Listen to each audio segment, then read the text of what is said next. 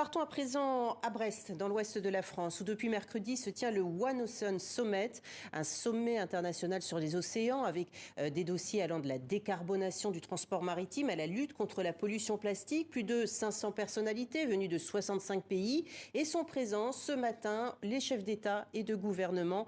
Bonjour Karine Barzegard, vous êtes notre envoyée spéciale sur place à Brest. Alors aujourd'hui, quel est le programme des chefs d'État ?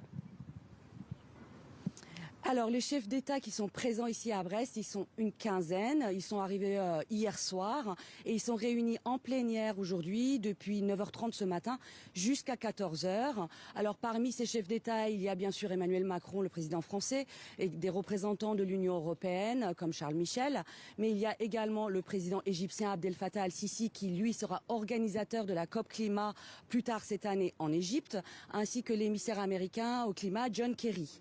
Alors, parmi les thématiques qu'ils vont aborder et on espère des annonces qu'ils vont faire tout à l'heure. Il y a 4 thèmes forts: la pêche illégale, les aires marines protégées, la gouvernance des océans et également la pollution plastique, bien sûr, qui est une pollution humaine qui a un impact à la fois sur les océans et sur la faune et la flore. Alors attention toutefois, puisque à ce sommet, les thématiques ne font pas forcément l'unanimité, notamment les pêcheurs indépendants qui auraient aimé que l'on parle davantage de leur avenir. ONG et société civile manifestent également leur mécontentement aujourd'hui. Absolument. À 9h du matin, il y avait une manifestation organisée ici même à Brest, à l'appel de l'ONG Pleine Mer qui travaille avec les pêcheurs un peu partout, avec les pêcheurs artisanaux un peu partout dans l'Hexagone, et soutenue par Greenpeace et par une myriade d'autres ONG de défense de l'environnement ou du climat.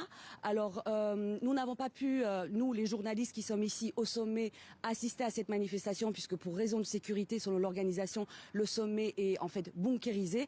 On peut entrer, mais toute sortie est définitive, donc nous n'avons pas pu y aller, mais nous avons échangé depuis 2 jours avec les représentants des ONG. Et ce qu'ils reprochent en fait à ce sommet, c'est qu'il devienne un énième sommet à effet d'annonce, une vitrine pour le président Macron et pour les États qui sont présents, et qu'il ne soit pas suivi d'effets d'impact forts, qu'il manque de financement, de dotation de la part des États. Ainsi, on a des ONG qui parlent donc de paroles non suivies d'actes, d'effets d'annonce. L'ONG Bloom n'est même pas venue, c'est une ONG de défense des océans, et ils parlent eux de flop diplomatique tout simplement, puisqu'il y a des États importants qui ne sont pas présents ici. Et pour la petite histoire, en fait, cette manifestation a été appelée Don't Look Down, un titre qui a inspiré du film Don't Look Up, qui parle de catastrophe écologique. Alors ces ONG parlent de blue washing notamment, et on a posé la question à Charles Michel qu'on a rencontré ici pour savoir ce qu'il pensait de ce reproche de blue washing qui est fait au sommet en général.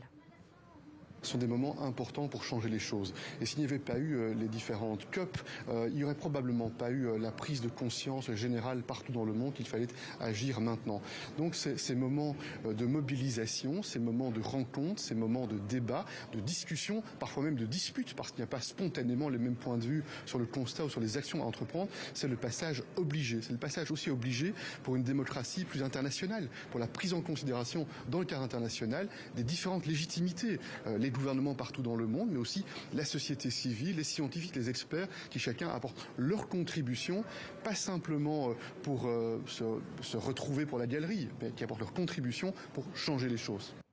Voilà donc pour cette déclaration de Charles Michel. Merci beaucoup Karine Barzegard d'avoir été avec nous depuis Brest.